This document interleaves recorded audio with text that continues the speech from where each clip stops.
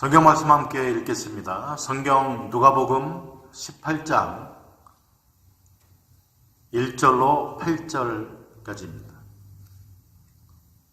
누가복음 18장 1절로 8절 함께 읽겠습니다.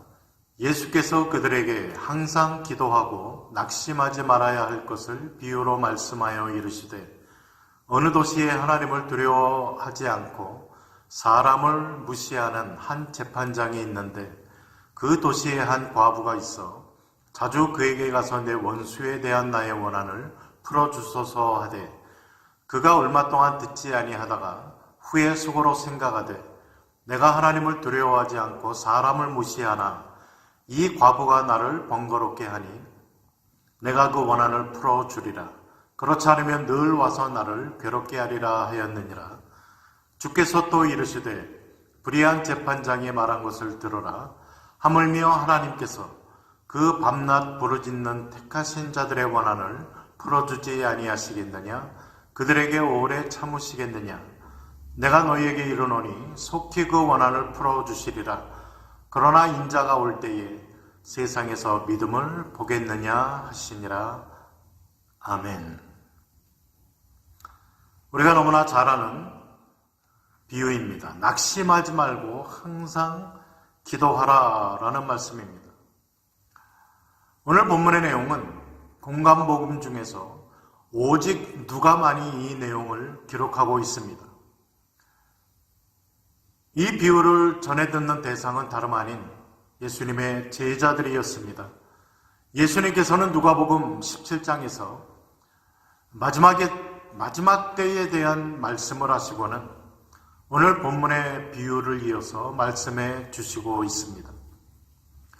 비유에서 보면은 과부가 불의한 재판장에게 찾아와서 간구합니다. 구체적으로 저의 문제가 어떤 것이었는지는 언급하고 있지 않습니다. 그러나 본문의 내용을 통해 막연하게나마 우리가 알 수 있는 것은 과부가 원수로부터 억울한 일을 당했다는 사실입니다. 그래서 그 과부는 재판관을 찾아가서 자신의 억울한 사정을 들어달라고 간청하게 됩니다. 결국 재판장은 계속 간청하는 과부가 너무 성가셔서 견딜 수 없게 됩니다. 그래서 결국 그 과부의 억울한 사정을 들어주었다라는 내용의 말씀입니다. 그러면서 우리가 믿는 하나님께서는 좋으신 하나님, 신실하신 하나님, 그러신 분이기 때문에 더욱더 우리의 기도를 들어주시지 않겠느냐라는 교훈의 말씀입니다.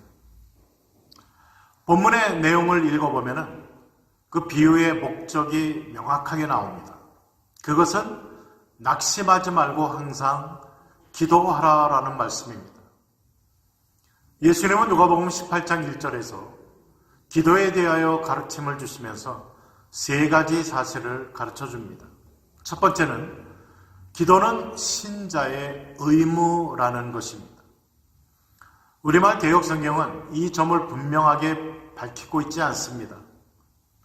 그런데 원문에 보면 이 대목에 사용된 동사는 반드시 무엇을 의무적으로 해야 한다라는 뜻을 가진 동사입니다.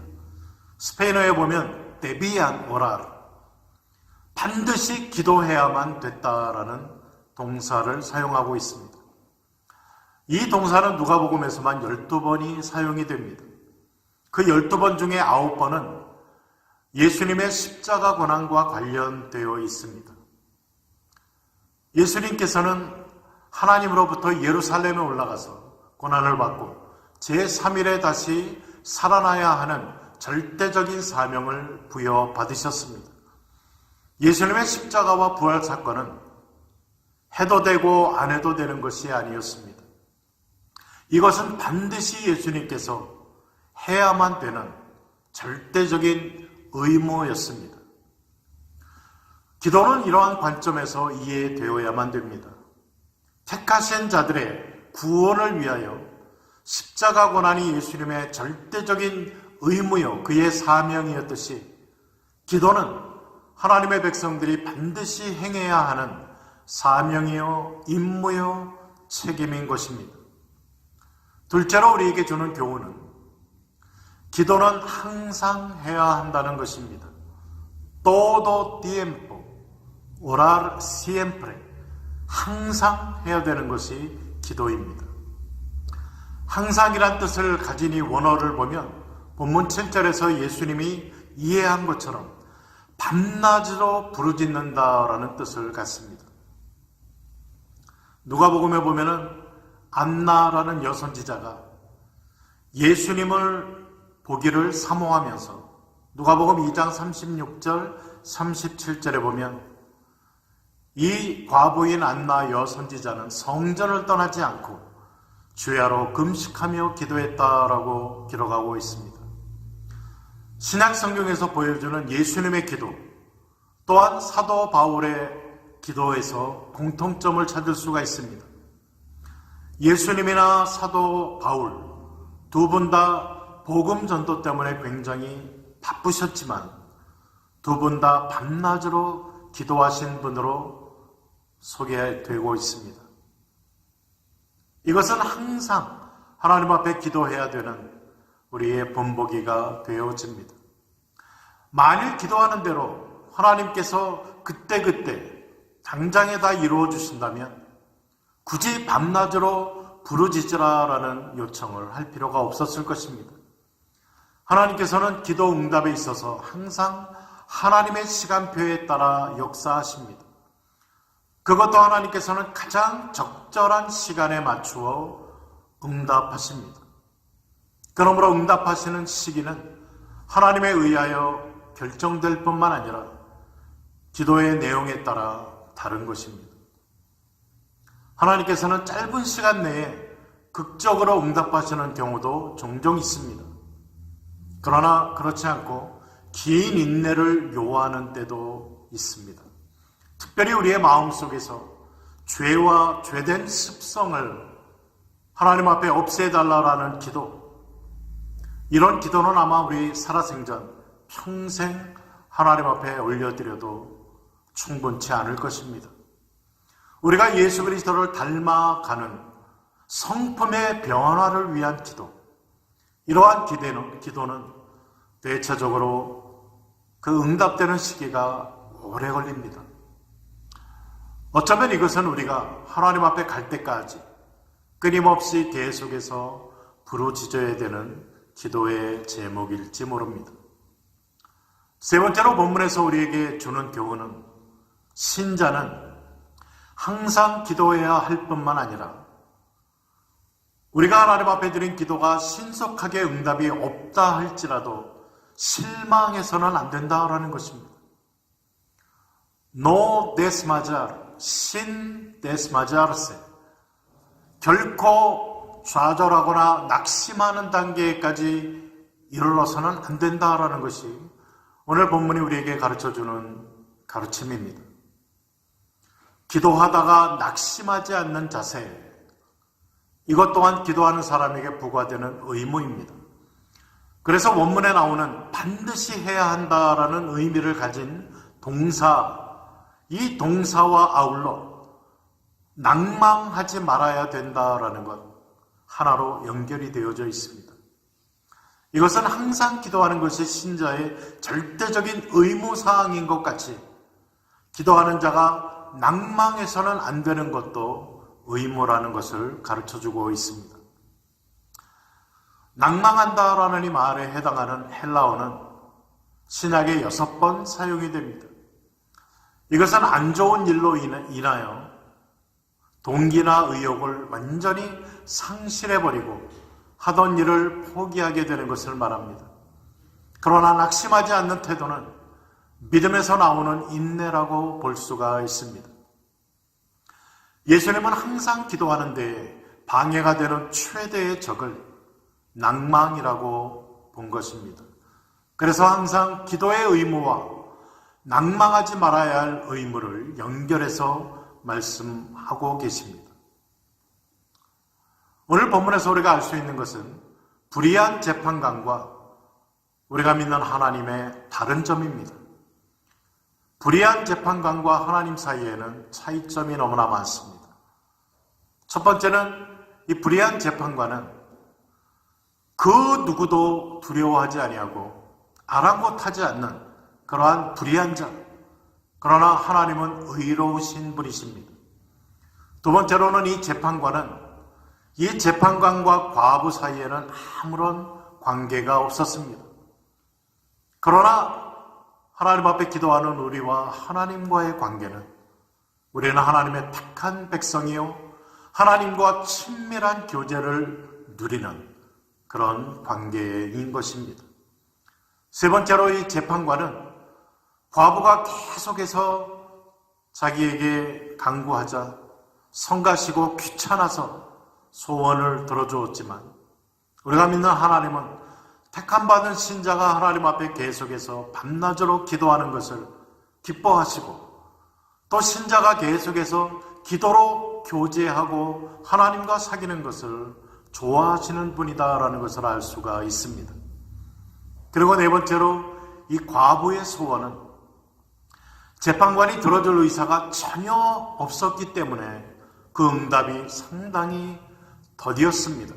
그러나 신자의 경우는 하나님께서 택함받은 신자의 기도를 처음부터 듣고 알고 계시고 경청해 주시고, 그렇지만 하나님께서 응답을 더디하시는 것은 다른 어떤 깊은 목적이나 신자의 영적인 유익을 위해서 지연하실 뿐이라는 사실을 우리는 알아야만 될 것입니다.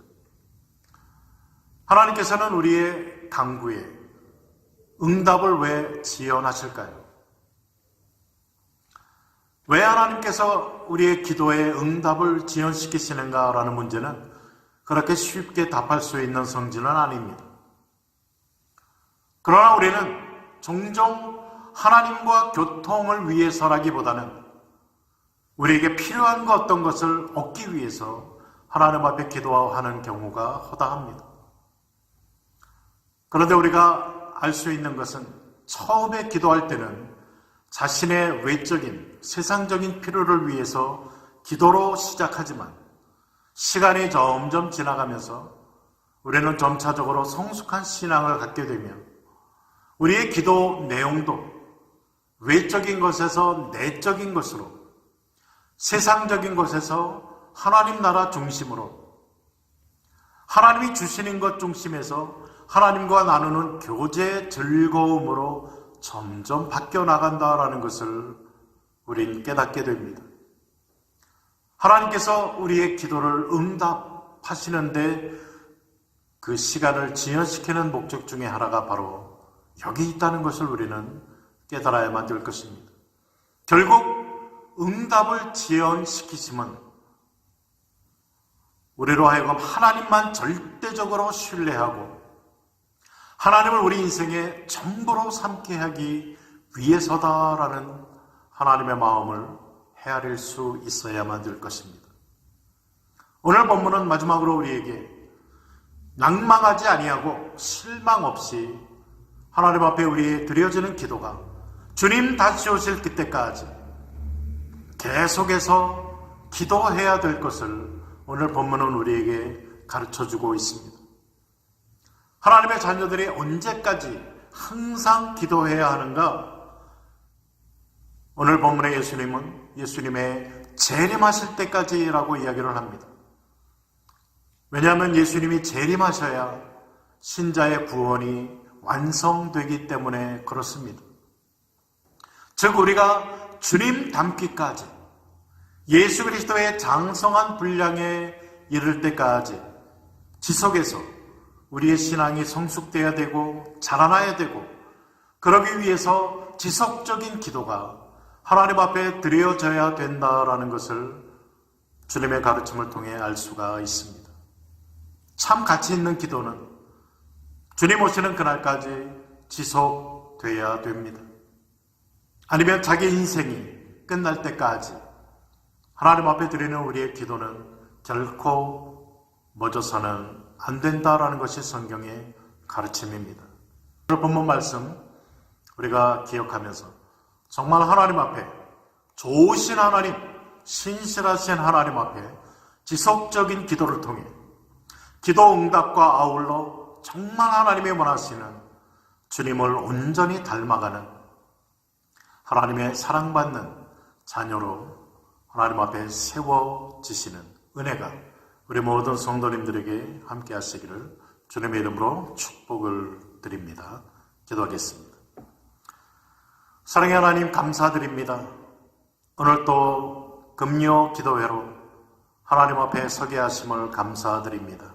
누가복음 18장에 우리에게 주시는 기도의 비유의 말씀을 통해서 하나님 앞에 우리의 기도의 무릎을 계속 꿇을 수 있게 은혜 베풀어 주시고 주님 다시 오시는 그때까지 예수님 닮기 원하는 거룩한 소원을 가지고 또 우리의 필요한 모든 것들을 하나님 앞에 아뢰되 하나님의 때에 하나님께서 응답하시는 그때까지 지속적으로 낭망하지 아니하고 기도하는 하나님의 자녀들 되게 하여 주시옵소서.